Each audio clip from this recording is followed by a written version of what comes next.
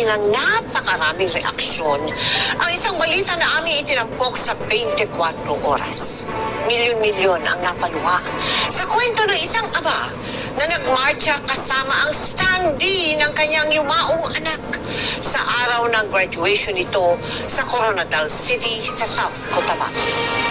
Ngayong gabi, ating tungayan ang kabuuan ng nakakaantig na kwento ng isang ama na walang ibang miniti kundi ang makapagtapos ng pag-aaral ang kanyang anak. Dito lamang yan sa aming episode na pinamagatang ang pagtatapos ng anak, The Felipe and Mark Sanchez Story.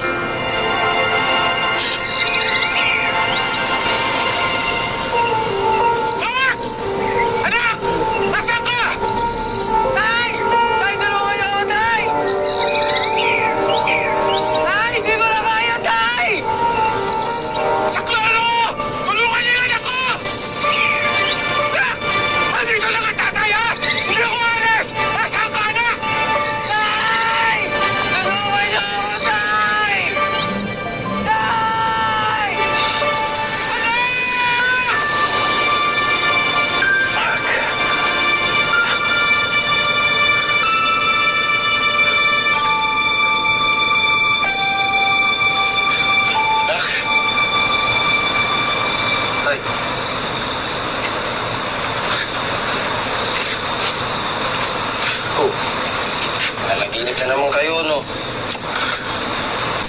Akala ko may masamang nangyari sa'yo eh. Alam mo, palagi akong nag-aalala sa'yo, ha? Ay, alam mo, matulog ka na. Pahinga ka na kasi trabaho pa tayo mamaya. Tulog mo na. Ay, sige. Matulog ka na rin. Mabuti pa, tumabi ka na sa amin ng nanay mo. Halika na. Oh, yun ako, baby. Laki-laki ko na. Tatabi pa ako sa gitna nyo. Okay, ikaw ha, kahit malaki ka na, kahit matanda ka na, kahit may pamilya ka na, baby pa rin. Ikaw, baby ka pa namin. Sige na tayo, matulog ka na. Kasi ako mag-review pa ako eh. Alam mo naman, graduate na ako ngayong taon, di ba? Kaya kailangan kong galingan. Kasi gusto ko maging proud ka.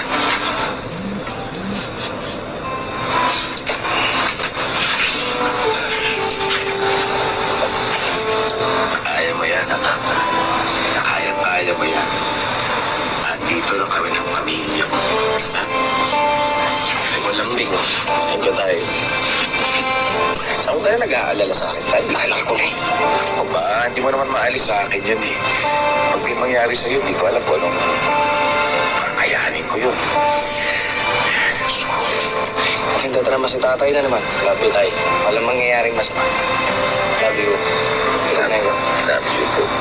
Felipe, gaano kayong kalapit ng iyong anak na si Mark? Paano mo siya isasalarawan bilang isang anak? Malambing at magalang sa magulang. Nandini siya ng mahay, may